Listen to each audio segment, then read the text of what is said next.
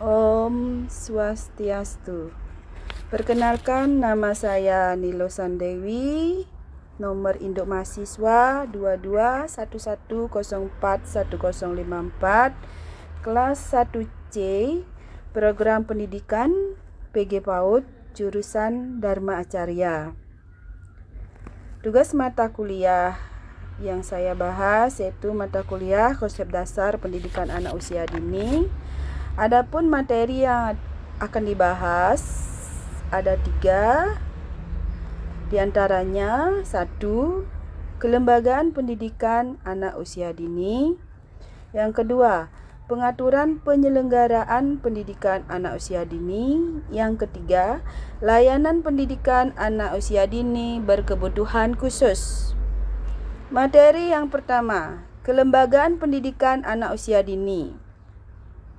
Yang saya bahas adalah 1. Pengertian lembaga pendidikan anak usia dini. Yang kedua, apa saja lembaga pendidikan anak usia dini. Yang ketiga, mengapa keberadaan lembaga pendidikan anak usia dini itu penting. Yang pertama, pengertian lembaga pendidikan anak usia dini. Pendidikan anak usia dini atau disingkat dengan PAUD adalah jenjang pendidikan sebelum jenjang pendidikan dasar yang merupakan suatu upaya pembinaan yang ditujukan bagi anak sejak lahir sampai dengan usia 6 tahun yang dilakukan melalui pemberian rangsangan pendidikan untuk membantu pertumbuhan dan perkembangan jasmani dan rohani. Kegiatan pendidikan anak usia dini yaitu melalui kegiatan bermain yang berorientasi edukasi.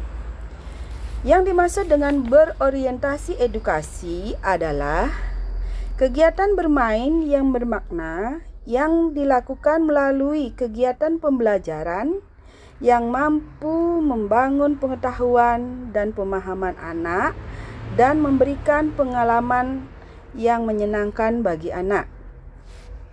Yang kedua, apa saja lembaga pendidikan anak usia dini? Lembaga-lembaga pendidikan anak usia dini diantaranya Taman Penitipan Anak atau disingkat dengan TPA. Taman Penitipan Anak adalah salah satu bentuk usaha kesejahteraan anak bagi anak yang orang tuanya kurang berkesempatan menyelenggarakan usaha kesejahteraan anak pada waktu mereka bekerja, yang juga menyelenggarakan pendidikan bagi anak usia 3 tahun sampai memasuki pendidikan dasar. Yang kedua, kelompok bermain atau disingkat dengan KB. Kelompok bermain adalah salah satu usaha kesejahteraan anak yang mengutamakan kegiatan bermain yang juga menyelenggarakan pendidikan bagi anak yang sekurang-kurangnya 3 tahun sampai memasuki pendidikan dasar. Yang ketiga, Taman Kanak-kanak atau disingkat dengan TK. Menurut Peraturan Pemerintah Nomor 27 Tahun 1990, Taman Kanak-kanak adalah salah satu bentuk pendidikan prasekolah yang menyediakan program pendidikan dini bagi anak usia 4 tahun sampai memasuki pendidikan dasar. Yang ketiga, mengapa keberadaan lembaga pendidikan anak usia dini itu penting? Karena pendidikan anak usia dini atau PAUD merupakan ruang ekspresi yang dapat membantu proses perkembangan anak lebih optimal. Tujuannya adalah untuk membentuk anak yang berkualitas sebelum memasuki pendidikan dasar serta mengarungi kehidupan setelah dewasa kelak. Tak hanya memberikan kesempatan pada anak untuk mengenal sekolah, kegiatan-kegiatan di PAUD juga menanamkan kejujuran, kedisiplinan, dan berbagai hal yang positif yang bagus untuk pertumbuhan anak. Adapun manfaat yang bisa didapat oleh anak yang mengikuti pendidikan anak usia dini antara lain 1. memiliki bekal pendidikan untuk jenjang berikutnya. Pendidikan akademik anak nantinya, dan jika anak sudah terbiasa belajar sedari kecil, ketika memasuki jenjang sekolah berikutnya akan lebih siap dan cepat. Hal tersebut memungkinkan anak untuk menimba ilmu dengan lebih baik. Yang kedua, membantu perkembangan emosional dan intelektual anak.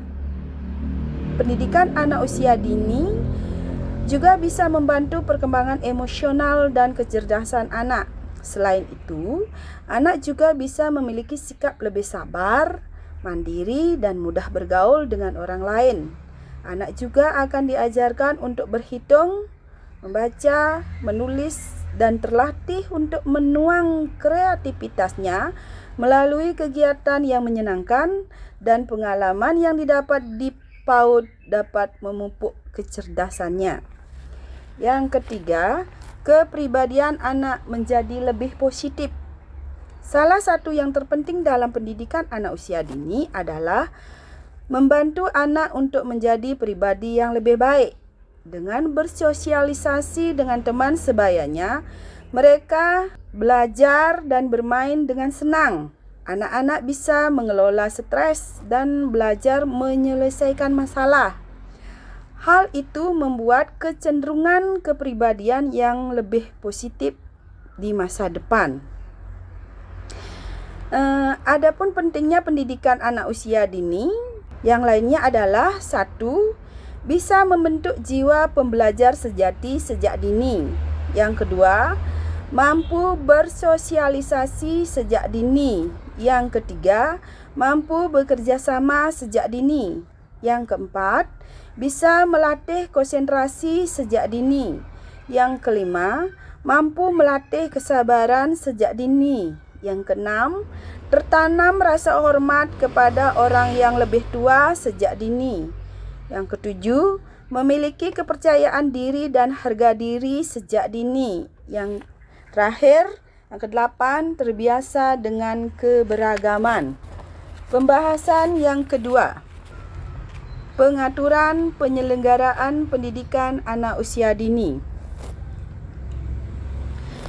Penyelenggaraan pendidikan anak usia dini diatur oleh Undang-Undang Nomor 20 Tahun 2003 tentang Sistem Pendidikan Nasional, yaitu pada pasal 28 ayat 1 sampai dengan ayat 3 disebutkan bahwa 1.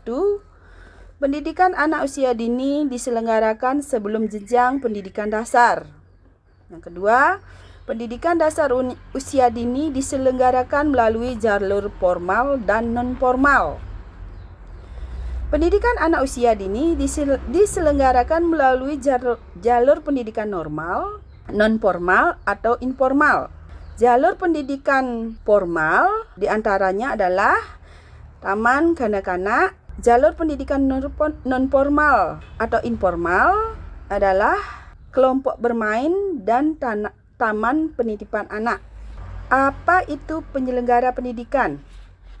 Pendidikan anak usia dini merupakan salah satu bentuk penyelenggaraan pendidikan yang menitik beratkan pada peletakan dasar ke arah pertumbuhan dan perkembangan fisik, kognitif, sosio-emosional, bahasa, nilai, moral, dan agama, serta seni yang sesuai dengan keunikan dan tahap perkembangan yang dilalui oleh anak usia dini.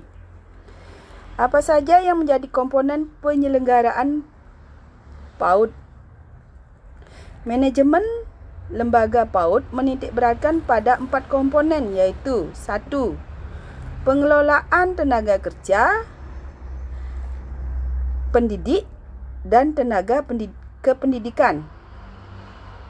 Yang kedua, peserta didik. Yang ketiga, sarana dan prasarana.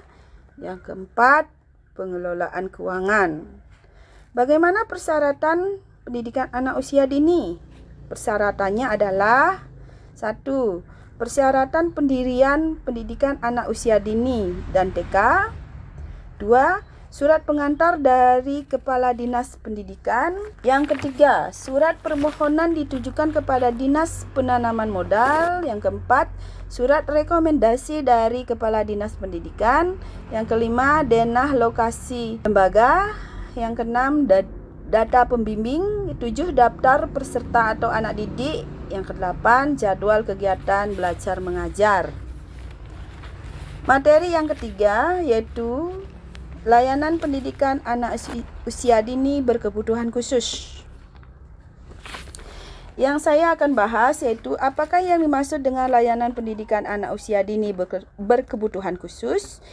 Yang kedua, apa saja layanan pendidikan untuk berkebutuhan khusus. Yang ketiga, mengapa anak berkebutuhan khusus memerlukan layanan pendidikan khusus. Yang pertama yaitu apakah yang dimaksud dengan layanan pendidikan anak usia dini berkebutuhan khusus. Istilah pelayanan pendidikan anak usia dini yang berkebutuhan khusus digunakan dalam upaya menjelaskan tentang program dan pelayanan yang berlaku dalam penyelenggaraan sistem pendidikan bagi anak-anak yang mengalami kesulitan, keterbatasan dalam mengikuti program pendidikan dengan berbagai alasan dan membutuhkan bantuan khusus. Yang kedua, apa saja layanan pendidikan anak berkebutuhan khusus? Layanannya yaitu 1. Sekolah luar biasa atau disingkat dengan SLB. Yang kedua, sekolah luar biasa berasrama. Yang ketiga, kelas jauh atau kelas kunjung. Yang keempat, sekolah dasar luar biasa. Lanjut ke pembahasan yang ketiga yaitu mengapa anak berkebutuhan khusus memerlukan layanan pendidikan khusus. Anak berkebutuhan khusus memerlukan pelayanan pendidikan yang bersifat khusus untuk membantu mengurangi keterbatasan dalam hidup di masyarakat serta meningkatkan potensi secara optimal. Sekian pembahasan materi pendidikan, konsep dasar pendidikan anak usia dini. Terima kasih. Om Santi Santi Santi Om.